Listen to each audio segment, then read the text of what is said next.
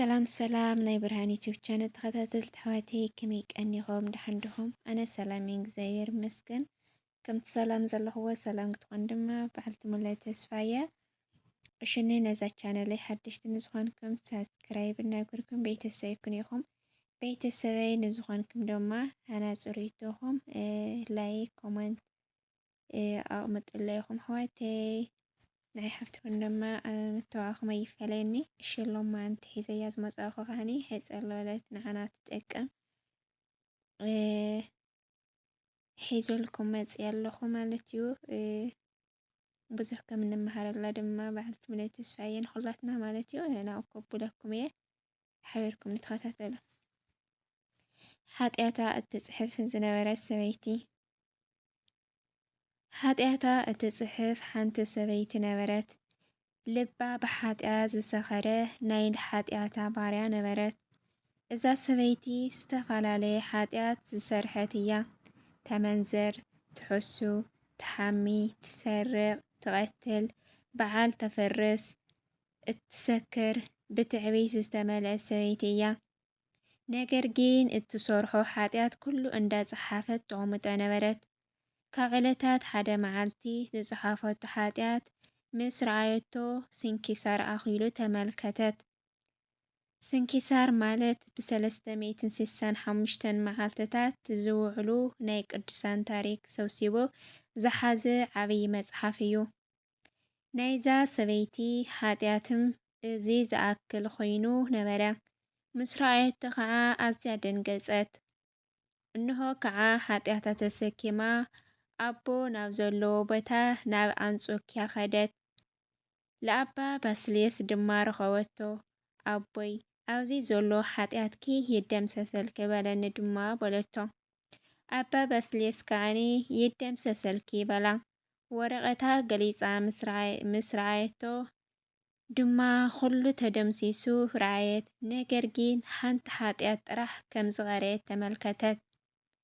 ብጣዕሚ ከባድ ሓጢያት ድማ ነበረት።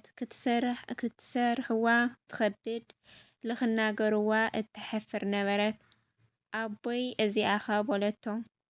ኣባ ባስልዮስ እውን እዚኣ ሓጢያትክስ ከስተስርየልኪ ዝኽእል ወደይ ቅዱስ ኤፍሬም እዩ ኪዲ ንዕኡ ንገርዮ በላ። ኣባ ባስልዮስ እዚ ዝብላ ሓጢያታ ምድምሳስ ኣዊዋ ኣይኮነን። እንታይ ደኣ ቅዱሳን ልማዶም ትሕትና እዩ እሞ ናቱ ክብሪ ካብ ዝግለፅ ናይ ቅዱስ ኤፍሬም ክብሪ ክግለፅ ስለዝደለየ ስለዝፈተየ እዩ። ካልኣይ ድማ ክትመላለስን ከላ ንስሐ ቁነና ንክኾና እውን እዩ። እሳ ከዓ ኣባ ባስልዮስ ከም ዝበላ ናብ ቅዱስ ኤፍሬም ናብ ዘለዎ ዓዲ ናብ ሶርያ ኸደት። ጥራሕ እግራ ዕንቅፋት እንዳወቅዓ ዕሾኽ እናወግኣ እግራ እንትደሚ ክዳና ቀዲዳ እናጠምጠመት ከይዳ ናብ ቅዱስ ኤፍሬም በፅሐት። ኦ ኣቦይ ኣብዚ ዘሎ ሓጢያትኪ ይደምሰሰልኪ በለኒ ድማ በለቶ። ኣባ ቅዱስ ኤፍሬም ግን ለኣቦይ ለቅዱስ ባስልዮስ እምበር እዚ ንዓይ ኣይከኣለንን በላ። ሕዚ እውን ለቅዱስ ኤፍሬም ምድምሳስ ዘይከኣሎ ኮይኑ ኣይኮነን። እንታይ ደኣ ብፍላጥ ቁነና ይህባ ከም ዘሎ እውን ክትመላለስ ከላ ድማ ሓጢያታ ክቐለላ ምእንቲ እውን እዩ። ከይድኪ ለኣባ ባስልዮስ ንገርዮ ንሱ ከድምስሰልኪ እዩ በላ። ንሳ ከዓ ረኺቦየ እየ እኮ ኣይከኣሎን ኢሉ ናባኻ እዩ ልኢኹኒ በለቶ።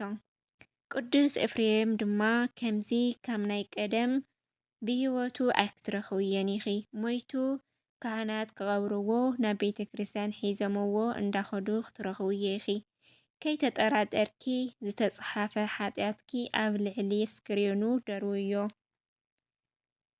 በላ። እሳ እውን እሺ ኢላ ኸደት።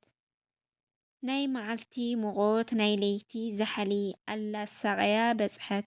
ሞይቱ ካህናት ፍትሃት እንዳፈትሑ ረኣየት። ከይዳ እውን ኦ ናይ እግዚኣብሔር ኣገልጋሊ ኣቦይ ባስልዮስ ናይ ባርያኻ ሓጢያት ይደምሰሰልኪ በለኒ ኤላ ናፍቲ እስክሬኑ ደርበየቶ። እስክሬኑ ከዓ ድምፂ ኣውፅኡ ሓጢኣትኪ ደምሰሰልኪ በላ። እታ ወረቐት ገሊፃ ምስ ረኣየታ ድማ ተደምሲሳ ረኣየታ። ለኣምላካ እናመስገነት ብሓጎስ እውን ዘመረት። ካብዚ ንድሓር ንዓለም ኒዒቓ ገዳም ኣትያ ክትነብር ጀመረት። እግዚአብሔር ዝተመስገነ ይኹን።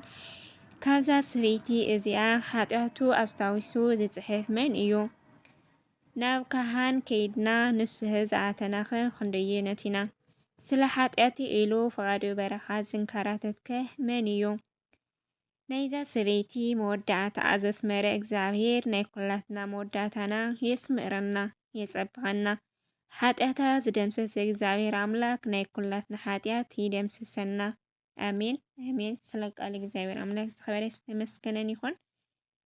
ብጣዕሚ ኣዝያ ተምህረካ ታሪክ እያ ማለት እዩ። እግዚአብሔር ኣምላክ ድማ ግዜና ከዘዩ ንስህሉ ናብ እግዚአብሔር ንቐርበሉ እሞ እግዚአብሔር ኣዒንቲ ልቦናና ይክፈተና ንኩላትና ማለት እዩ። ኣሕዋተይ ብላዕሊ ብኻኒ ሕዚ ፆም መርዓ ስለዝኾነ ማለት እዩ እና